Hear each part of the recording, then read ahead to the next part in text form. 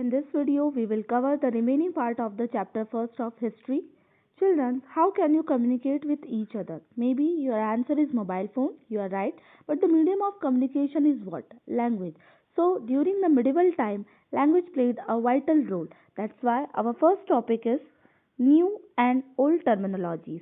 In this sequence, historical records exist in many languages. Students, if you found historical records, it is exist in many languages. But the preferential language was Persian. In the medieval history, Persian was the official language or it is a court of language. Also, new terminology came to know, for example, Hindustan. Hindustan in the 13th century, Minhaj Siraj. What was the name? Minhaj Siraj first time used the term Hindustan except South India. What do you mean by except South India? It means the areas of Punjab, Haryana and the land between the Ganga and the Yamuna were considered as a Hindustan. So first time he used the term Hindustan for that particular area.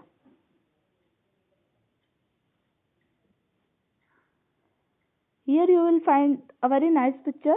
Can you please guess the name of the person? The name of the person is Amir Khusro. Another important things we are covered here in the early 16th century. If we talk about the first time the word introduced here, Hindustan, in this early 16th century, Babur, who laid the foundation of Mughal Empire, used the term Hindustan to describe the geography. Here, geography means the fauna and the culture of the inhabitants. Third one, Amir Khusro. Here is the picture of Amir Khusro. Amir Khusro, the greatest poet of the medieval time, or you can say the greatest poet of 14th century, used the term Hind. Another important terminology came to know, that is foreigner. That is foreigner. Foreigner means what? It means a stranger who was not associated with the villagers or town dwellers. He or she was not a part of a village society or culture. In Hindi, it means Pardesi. Means here foreigners came to know, or foreigners mean is a stranger. Foreigner means what? Stranger who was not associated with the villagers or town dwellers. He or she was not a part of a village society or culture. Now, next and very important topic,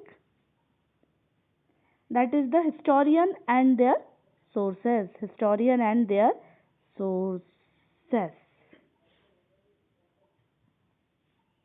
Students, whenever you didn't understood anything, where you go, either Google or internet. But thousands of years ago, there were no Google, internet, Facebook. So what were the sources of information of the people? So let's explore the sources of information of the medieval time. Here is a very nice chart.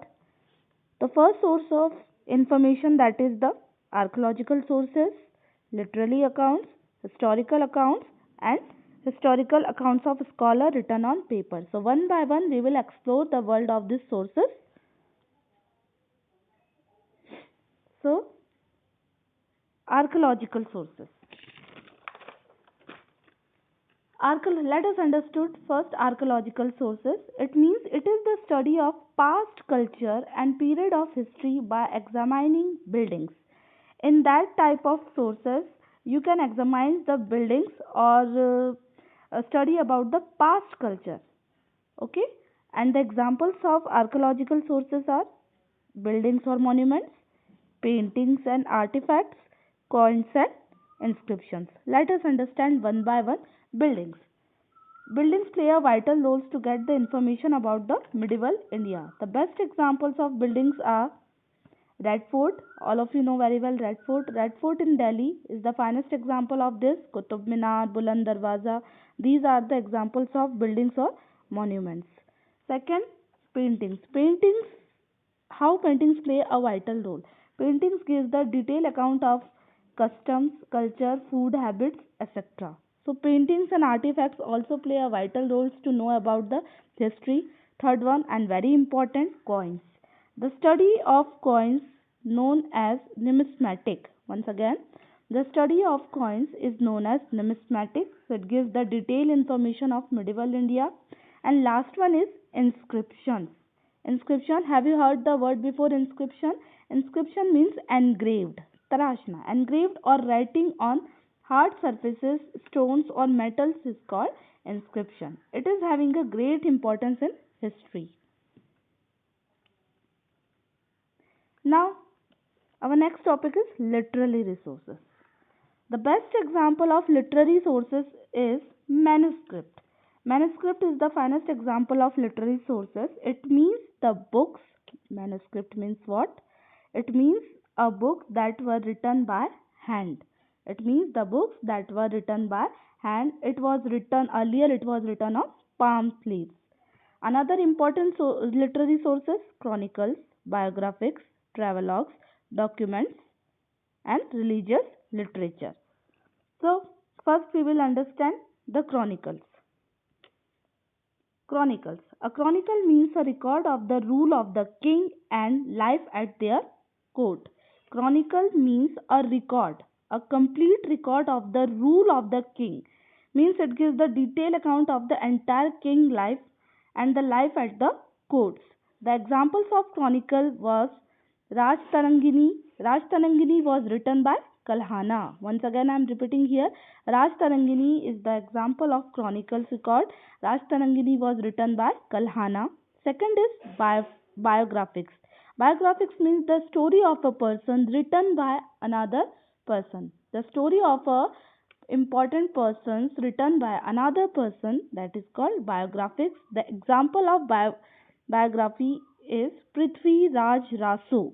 Prithvi Raj Raso by Chand Bardai. And second example is Humayun Nama. Humayun Nama, it is a story of Humayun. It was written by Gulbadan Begum. Third is travelogue. Travelogue, as the word here, as the word refer here, travelogue means the peoples who are travel from one country to another country. It also gives the detailed account of the India. Means many of the travelers arrived in India and they search about the Indian cultures and start to writing. Now, fourth one is documents. Documents includes record of land revenue, writings on history and science. And where it is kept? The most important question here is covered, that is, where is the documents kept that time? The document has kept in archive. Archive is a place where documents and manuscripts are stored. Archive. Archive. Archive is a place where documents and manuscripts are stored. Last one, religious literature.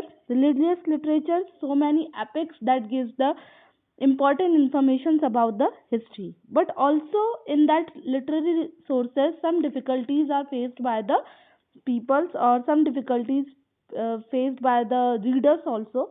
That difficulties were that manuscript, if we are talking about the manuscripts, that at that time there were no printing press, so it was hard to copy manuscript by hand, because that time there was no invention of printing press, so it was hard to copy manuscript by hand. And second problem faced during the medieval times related to manuscript, that during copying scribes also introduced some small changes in a words or sentences. So here is also a difficulty faced by the readers during the medieval times uh, in the manner of manuscripts.